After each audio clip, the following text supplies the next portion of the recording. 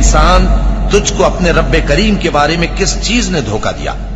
وہی تو ہے جس نے تجھے بنایا، پھر تیرے اعضاء کو درست کیا اور تیری قامت کو معتدل رکھا، جس صورت میں چاہا تجھے جوڑ دیا۔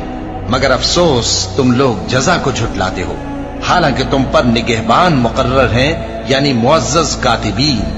جو کچھ تم کرتے ہو وہ اسے جانتے ہیں۔ بے شک نیکوکار نعمتوں کی بہشت میں ہوں گے اور بدکردار دوزخ میں، یعنی جزا کے دن اس میں داخل ہوں گے اور اس سے چھپ نہیں سکیں گے۔